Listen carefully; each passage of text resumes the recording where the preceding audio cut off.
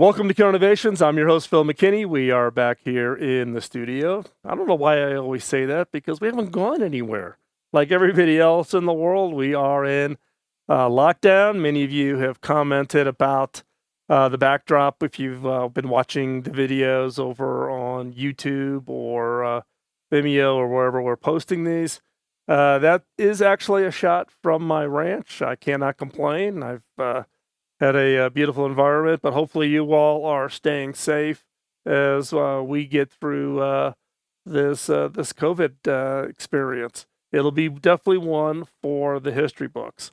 As you know, from the last couple of shows, we've been doing a whole series on thinking styles, things like out of the box thinking, inside the box thinking, how to get more out of your own personal brainstorming times, because we're all by ourselves. Now actually is a good time, if you can find that extra time in throughout your day, to sit down and really think about your ideas, your innovations, that passion project for you that potentially be the next thing for you, right?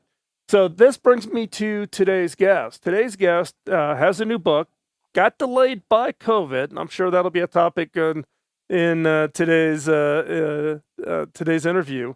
But it is about how to think about your own productivity, time, efforts, all of that is relation to getting done what we all need to get done. And yes, maybe COVID has kind of derailed some of our plans and our strategies, etc. But it's actually a good time to kind of rethink, reprioritize, and find those things that are important to you. So with that, let me bring on today's guest.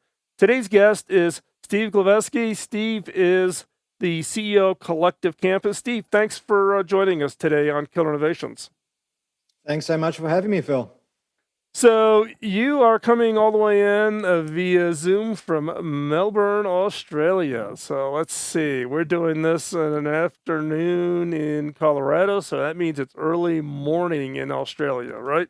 It is early morning. It is about 20 to 8 in the morning on my watch. And that means that I am now able to venture outside because we are currently going through an 8 p.m. to 5 a.m. curfew, courtesy of COVID-19 over here, and also in lockdown, not able to venture more than 5 kilometers from home, which is okay because just within that 5 kilometer radius, I can make it to the beach. So hey, if I'm at the beach, to me that is the pinnacle of freedom. So I'm okay. Yeah, now I have a clear understanding what your priorities in life are. So, hey, Steve, introduce yourself to the guest. Give us a little bit of background on you. Sure. So, like many people, I guess I went through the motions of going to university, getting my degree, getting my master's, and then climbing the corporate ladder and essentially conforming to society's conventions of what success looks like. And for me, that meant working for KPMG, Ernst & Young, Macquarie Bank in the investment banking space here in Australia, getting to that 6-figure salary, the business class flights, all that good stuff that we associate with success. But for me, I found myself in my early 30s, late 20s at the time. I just felt miserably comfortable in a way. So I was comfortable. I had all the boxes ticked, but for me, I didn't think that the work I was doing really aligned with my strengths, my passion, my purpose. And so for me, despite reaching these levels, I just gave it all away. And I went off to pursue entrepreneurship. It's been about 8 years, and that's taken me through various roads with Collective Campus, which you introduced at the start of the show, which is essentially a corporate innovation and startup accelerator. It's forced me to launch companies like Lemonade Stand, which is a kids entrepreneurship program and platform, as well as write books. And the inspiration for all of the work that I do is essentially to help both organizations and people unlock their latent potential to create impact in the world and ultimately to lead more fulfilling lives. What that means to them is it's on them, right? For me, clearly, I've already put it forward that for me, it's being at the beach when I want to be at the beach, but also doing important work as well. So, and I've been involved with doing some coaching and mentoring at groups like Unreasonable Institute, which was helping entrepreneurs that were focusing on social innovation and having social Mhm. impact. Would you put yourself in that category, or is it really about helping people find their passion, whatever that passion might be? Look, I tend to not to put that label on things, but if you wanted to, you could, particularly with Lemonade Stand, because our premise with Lemonade Stand is that for every license we sell in the developed world, we will donate a license to children from socioeconomically disadvantaged areas, whether they be, in the inner city, in a developed city, or whether they be, say, in South America. So currently, we've got a number of licenses out in places like Honduras, for example, because I've always felt, well, not always, but since I got into this game of entrepreneurship, that entrepreneurship is the great equalizer, especially in today's day and age where if you have an internet connection and a device of some kind, you can make anything happen, providing that you actually apply yourself, you've got the know-how, and you just have a pretty good relationship with the adversity that will inevitably come your way. So you say lemonade stand and licenses. Walk us through how that works for the lemonade stand project that you've got. Sure. So Lemonade Stand is essentially a software as a service platform, which is predominantly for children from the age of 10 to 15. And it walks them through the entire sort of early stage entrepreneurial life cycle. Identify a problem, come up with a solution, define your business model, pull out your key assumptions, do some prototyping, test those assumptions, learn from that, and iterate. And it even guides children through pitching, marketing, all that sort of stuff. But when it comes to licenses, that is essentially a matter of either we work directly with schools, with governments, or with individuals. Now, with individuals, that's just a subscription. But with governments, they might purchase, say, 10,000 licenses to distribute to schools within, say, their municipality, for example. And that could be an annual license, could be biannual, triannual, whatever the case may be. And that's essentially what we do there. But then if we see that, say, a government here in Melbourne has purchased 500 licenses, we will then donate 500 to students, kids from lesser advantaged parts of the world. Interesting, because I came across a similar kind of a program in Rwanda. My wife and I invest in entrepreneurs in Rwanda, Africa. We've Mm-hmm. been investors in a company called Lakeside Fish Farms, and they hire all local staff and actually teach them to actually open up their own farms and be entrepreneurs and start their own Yeah. businesses. But this particular one, it actually turned out the guy who founded it has become a friend.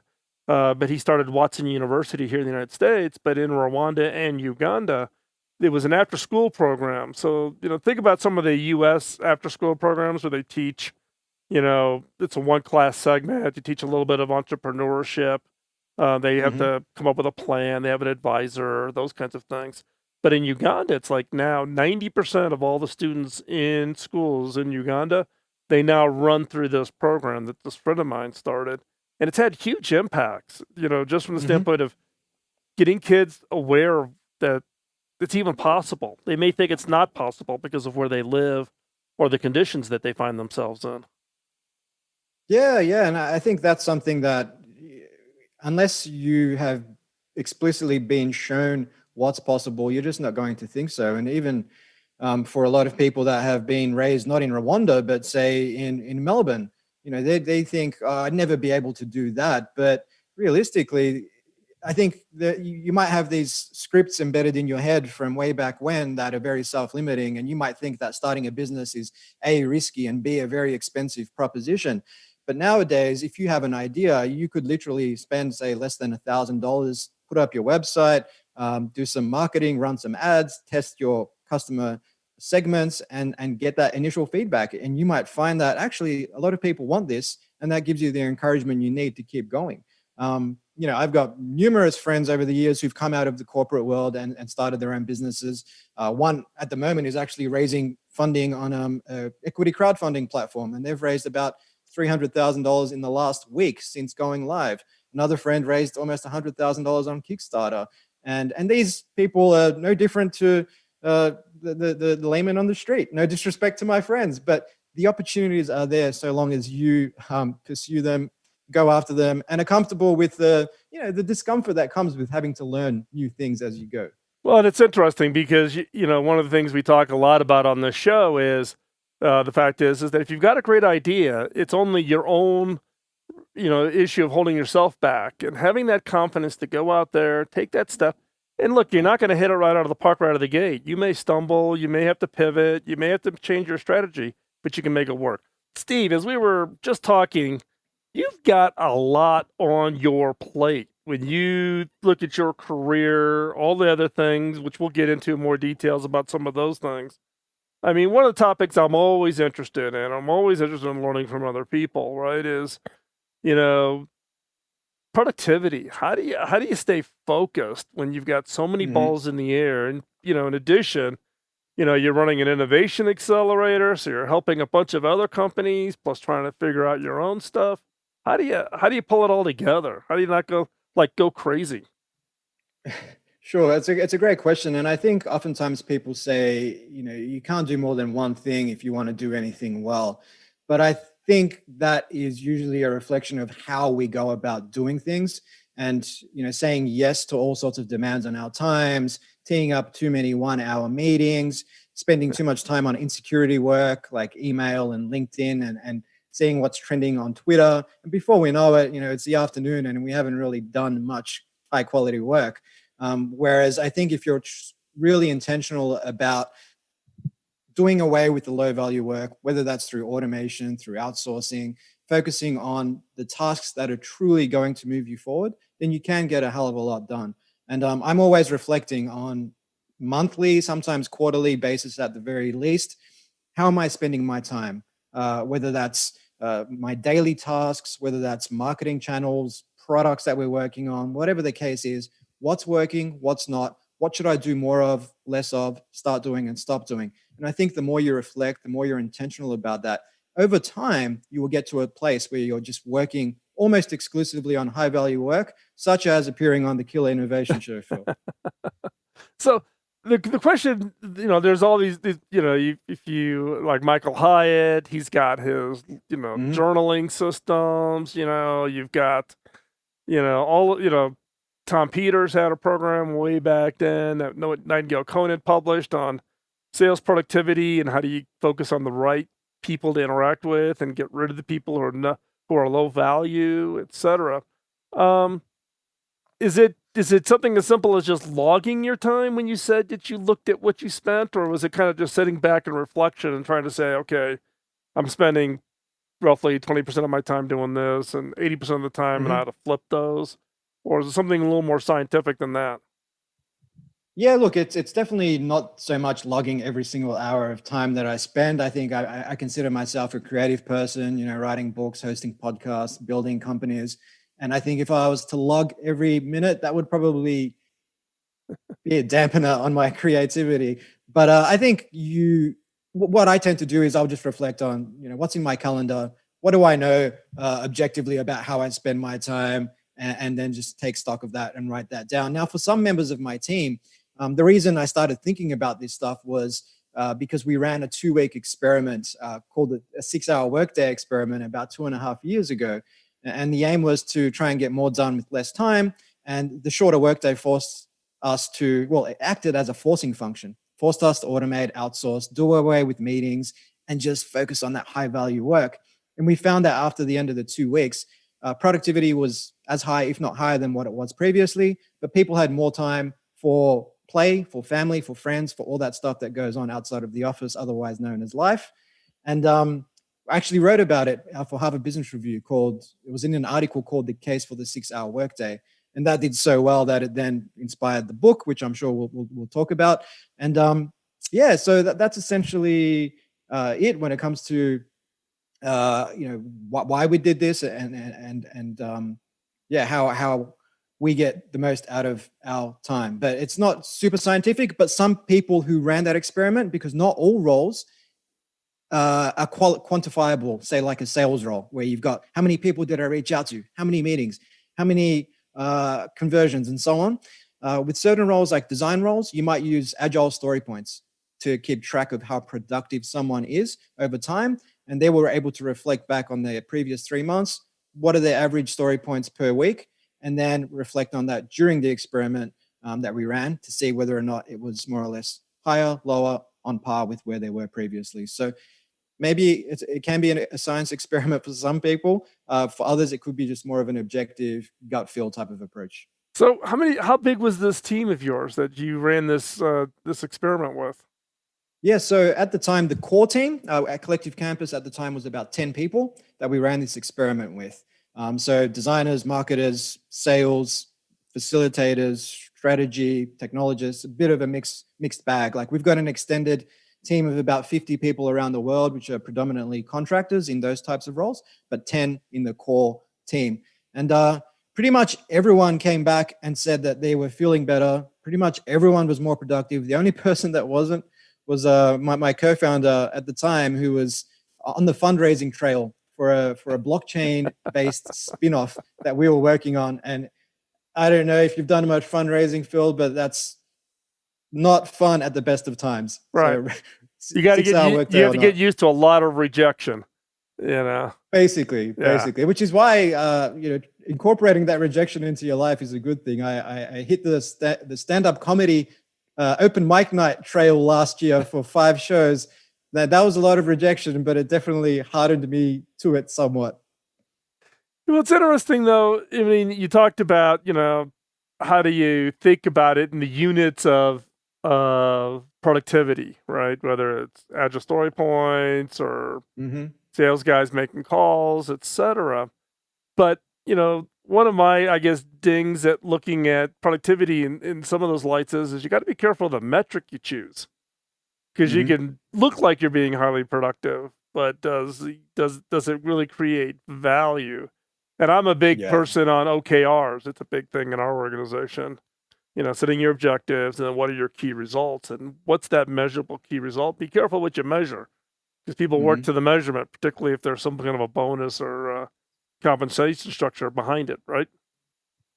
Yeah, definitely. And look, it's for some roles, it is a challenging thing, because in various roles, particularly those early stage startup companies where you don't know if you're on the right track, you can put out your prototype, you can test, you can learn, but chances are that after 12 months, an opportunity will fall in your lap, which actually takes you to a much more profitable path. Right. Now, if you're looking at just those short-term metrics, what's the revenue doing right now? Well, then you're probably going to pull the plug before you get there, which is why you want to incorporate some form of, say, surrogate metric. This is something that Scott Belsky over at Behance introduced to me on my podcast, which was, what are those leading indicators that tell us that we're on the right track? Right. And, in a sales position, it could just be that people are willing to actually have a meeting with you. Right. And that may signal appetite for your product, but you're not getting the conversions. Maybe something needs to change in terms of the business model that you're offering. Well, I think you bring up a good point about the surrogate metric. So, not getting so short term, but keeping that the long-term objective and be willing to get off the path. And your point about people giving up too early because of the short-term metric is a key challenge for innovators. Steve, you talk about this article that you wrote for Harvard Business Review where you talked about the 6-hour workday, and that it actually led to now this book. That's actually, when we do this podcast, the book is about to come out, but actually got delayed because of COVID. Let's talk about the book. Give us some context around the book. Sure. So the book is called Time Rich, Do Your Best Work, Live Your Best Life, coming out through Wiley in October. And the essential premise of the book is one about, the 8-hour workday. So if you look at the 9-to-5 workday, I mean, it harkens back to the Industrial Revolution, where we were all, either standing on assembly lines, we were digging through coal mines, we were working out in the farms, and you could draw a pretty direct line between presence and productivity, hours and output. But in the time since that 8-hour workday was ratified by the Fair Labor Standards Act, in the last 80 years or so, the nature of work has shifted so much. I mean, we're thinking predominantly with our brains. It's cognitive work. And it turns out that when it comes to cognitive work and getting into that, say, flow state that the psychologist Mihaly Csikszentmihalyi coined back in the 70s, where we're so immersed in an activity that the rest of the world seems to fade away. And we're up to 5 times more productive in this state, according to McKinsey. When it comes to doing that kind of work, turns out we can only get into that space for about 4 hours a day. You look at Charles Darwin, founder of the theory of evolution. He worked for about 5 hours. 1 hour of that 5 hours included lunch. Violinists at the Berlin Conservatory of Music, they dedicate 4 hours of deliberate practice a day to their craft. Now, that is deliberate practice, which means they're sitting down, they're focused purely on maybe learning a song, learning some scales, whatever the case may be. They're not sitting on their couch watching Netflix while they doodle away, almost involuntarily. And another study on this topic was one more recent, which looked at scientists. And they found that scientists who work 20 hours a week were twice as productive as their 35-hour-a-week peers. And the least productive group in this study were the scientists that work 60 hours a week. Because we might think that more hours equals more output, but over the long term, we're actually doing ourselves a disservice because cognitively, we're not recovering and we're not getting ourselves to that place where we're doing our best work. There is a difference between deep work and shallow level work. Now, the thing about that though, these days is a lot of people struggle to get a single hour of that flow state deep work a day because we say yes to all sorts of requests on our time. We're picking up our phone something like over 100 times a day, spending 4 hours staring at our screens, checking our email every 6 minutes, receiving more than 50 notifications on our phones a day. And we're just constantly interrupted and we're just not being intentional about working on that high value stuff, doing away with distractions and just getting stuff done. And that is the core premise of the book wrapped up in a 3-minute spiel, Phil. Well, I think it's it's interesting. I mean, like where I'm CEO, it took me a long number of years to finally get in place unlimited vacation. You would think that would be easy. As a CEO, you could just decree it. But in many parts of the world, unlimited vacation is actually illegal by government regulation. Yes, surprising enough, you as a CEO cannot grant unlimited vacation because of hourly wage laws. Not for salary people, but for hourly wage laws, there's all kinds of restrictions, and unlimited vacation is one of those things that gets hung up in government regulation. But what we have found, we finally worked through it all and got it all in place, so we're fully, complying with laws and regulations. But everybody in all 200 staff have unlimited vacation time, was the boost in productivity and the reduction of stress. Because people then could prioritize family time, break time. They could manage their own energy level versus, feeling compelled that they got to be sitting at their desk, even though they're burned out and, can't focus. Those kinds of things. So I couldn't agree more. I think if you look at history, recent history and more distant history, starting with the distant history, Henry Ford, back in 1917, the Ford factory decreased the workday from 9 hours to 8 hours. And within 2 years, they increased their margins by 100% during that period of time, despite cutting everybody's workday down. And more recently, last year, Microsoft Japan ran a 4-day workweek experiment, and they found that productivity went up 40% as a result of that experiment. If you have less time to do things, tends to act as a forcing function and means that you spend less time in nonsensical meetings, less time at the water cooler, and just more time getting stuff done. And if it frees you up to spend more time doing what you love to do and more time with loved ones, more time taking care of your health, mental health, physical health, then you reinvest that energy back into your work and you do a better job when you are at the office. So on the Microsoft deal in the 4-day work week, was that 4 10s, meaning 4 days a week, 10-hour days, or was it 4 8s?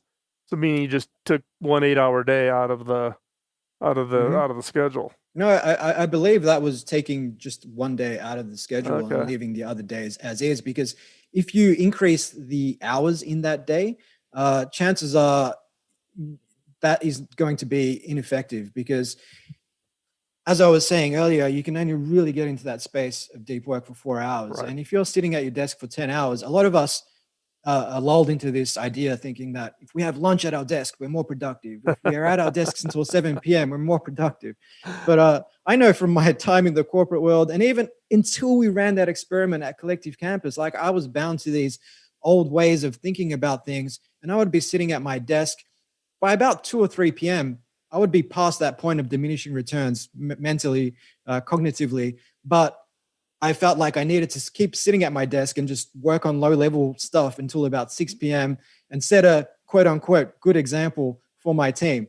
As a result of that, I'd be getting home at 7:30. The sun's gone down. It's late. There's not much else to do. So once we put in place that sort of short, and it's not even a hard and fast rule. It's more a case of outcome driven work. Like if you think you can get your stuff done in 3 hours, fantastic. If you want to work longer, fantastic. But it really comes back to the outcomes that you're trying to deliver and the way of work that works best for you, insofar as those outcomes are concerned as well.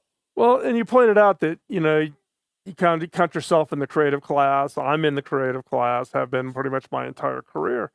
I think Mhm. creatives actually have a harder time at kind of this not sitting at the desk and not feeling productive because it's, I don't know, you're kind of waiting for the muse or you're waiting for the light bulb to go off type of a thing. And at least for me, what I found is actually most of my really good ideas don't come when I'm sitting at the desk. They come when I'm doing Yeah. something completely different, unrelated Yeah. to the task at hand. Totally, totally. I actually looked at some of this stuff in the book in terms of when we go for a walk, our brain releases a brain-derived neurotrophic factor because it associates it with the fight or flight sort of instinct. So this is our evolutionary programming coming into play. So if we're sitting at our desk and we're just struggling with having that creative breakthrough, we could be working on an article or putting together a sales proposal, whatever the case is, we would be doing ourselves a service by getting out in nature, going for that 20-minute walk, getting that BDNF, flat out brains. And that's why oftentimes we have those breakthrough ideas when we are doing something completely Right. unrelated to work.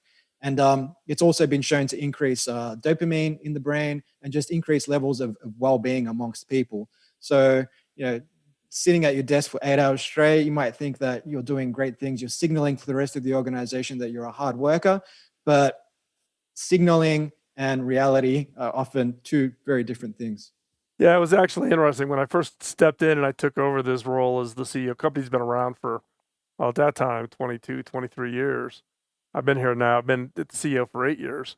It was Mhm. either people were doing clearly the 9 to 5, or you had the other category of everybody doing, 80 hours a week. And, you know, I'm the new CEO, so sending me emails at 2 or 3 o'clock in the morning to make it look like you're working hard was kind of Yeah. a little bit of the culture inside this organization. And that's a tough, particularly for an organization that's been around for a long time. It's a Mhm. tough habit to break. It's hard to get people to, not feel like it's, I got to be seen. I got to be sitting in the office. I've got to be viewable, all of those kinds of things. So, Steve, I always ask guests that come onto the show to share advice. What advice could you give to the listener that they could apply based on your work and your experience? Sure, and it's a great question, and it's always difficult to pick just one piece of advice. It's like picking a favorite child. But in the interest of something that your listeners can start to apply today, I'm drawn to a quote by Seneca, the ancient Roman philosopher, who said that people are frugal in regards to spending their money, but they are very wasteful when it comes to the one thing that they should be most prudent with guarding, and that is their time. Because money, once you spend it, you can earn it back. But time, once you've spent it, it's gone. And for some reason, we tend to say yes to a lot of things without giving it much thought. And as a result of that, we could be busy. We could fill our calendar with all sorts of things that we have committed to. And the thing about doing that is every time we say yes to something else. And while there is some benefit to, say, creating space for serendipity and chance encounters that create new opportunities, every time we say yes to something else, we're saying no to everything else. And that includes our own priorities, our own goals. So, really being a lot more intentional about what we say yes to, I think, is a very powerful way. It's a meta skill in terms of getting more time back for the things you truly value. Well, it points to one of the fundamental issues that I think a lot of people have, right? Is the FOMO problem, the fear of missing out. I say yes to everything. Oh, someone, some college student reaches out to me looking for advice, right? Maybe, who knows? Maybe this kid becomes the next, Elon Musk, Maybe. or some entrepreneur wants to let me, ask me to take a look at their pitch and give them feedback on the pitch. Oh, I don't know. Maybe they'll become the next Facebook, right? So it's this thing in the back of your mind that's saying, you never know. This might just be, but before you know it, you're spending all of your time doing all of these other things. Kind of, it's kind of a hedge your bet thing, I guess, is one way to describe it, versus focusing on your own thing. How do you get over that? How do you get yourself to stop? Saying no is hard, but how do you get people to recognize that value? What's the trick to saying no? Yeah, well, I think it comes back to, you kind of touched on it there, value. Like, what do you truly value? Who do you want to be? What are your goals? Where do you want to be 1, 2, 3, 5, 10 years from now? And what are the actions that are going to get you there? And then when these opportunities come up, when someone contacts you on LinkedIn or whatever the case is this aligned with my values or not? And I think with a lot of these, say, early stage, in the example you gave there of an early stage entrepreneur reaching out, I think there is value in saying yes to a few of those initially, to get a feel for it. But also, the more time you've spent in the entrepreneurial game, like, you can see signals. I'll jump onto the person's LinkedIn profile. Have they built startups before? Have they raised any capital? Have they built a prototype? Have they demonstrated anything that suggests that they know what they're doing, even remotely? And then saying yes to a few of those, but not all of them. Right. Because the moment you see that you are not getting any closer to your goals, and that's something that you can track through various metrics, because you're spending all your time on these other things. The moment you see or you feel yourself dropping the ball in terms of, say, your personal relationships, because maybe that's something you really value, your health, physical health, mental health, because you're saying yes to all these other things, you're working long hours, you don't have time to play with your kids, then obviously you want to be reflecting and reassigning, reallocating how you spend your time. And what I have found with the FOMO problem, right, with the fear of missing out is, while, let's say I'm an angel investor, so I'll invest in early stage companies, right? And if I'm doing really, really good, I'll get a 10% success rate out of that. I'm going to assume 90% of anything I invest in is just going to go away. What I found with FOMO, when you invest the time, I'm lucky if I get 1% or less than 1% of those turning out to anything. So when you think about it from a return perspective, just value to time, they just are, but it's hard. People want to be liked. You don't want to come across as, being hands off, or, you don't meet my bar, so therefore I don't want to spend time with you, which is not the case. It is that value of time. Hey, Steve, I just want to say thank you for joining us here on Killer Innovations. If people want to keep track of you, and where can they find the book? Where's the best place to stalk you, I guess? It's the best way to describe it. I think the one-stop shop is steveglaveski.com. That's where they can essentially find links to my companies, my books, my social media profiles, my blog posts, podcasts, all that sort of good stuff they can find there. But they can download the first chapter of Time Rich, as well as download a PDF I prepared called Time Rich Tools, which is full of tools you can download to automate various aspects of sales, marketing, customer service, you name it. And that's available at timerichbook.com. Great. And we'll have all of those links over in the show notes over at Killer Innovation. So if you're driving in your car, Do not grab for that pen. Just wait, get back over to Kill Innovations. We'll have all the links so that you can keep track of Steve and find his book. Steve, thanks a lot for joining us today here on Kill Innovations. Thank you so much, Phil. It's been a pleasure. Thank you. So as you wrap up today's show, I want to thank you for taking the time out of your busy schedule to join us here at Kill Innovations as we continue finding interesting guests, interesting topics. If you happen to have a guest who you think would be a great on the show, just drop me a note, phil@killerinnovations.com. We're always looking for interesting guests, people who have an opinion that could maybe open our eyes and look at things a little differently. I'm actually wrote myself a note here to talk with my team at Cable Labs, talk about the 6-hour work week makes sense even for us as we try to manage our people from the standpoint of high productivity, but also taking stress out of people's lives. We just have found that when we are successful at doing that, the impact is so much higher. So with that, let me wrap up today.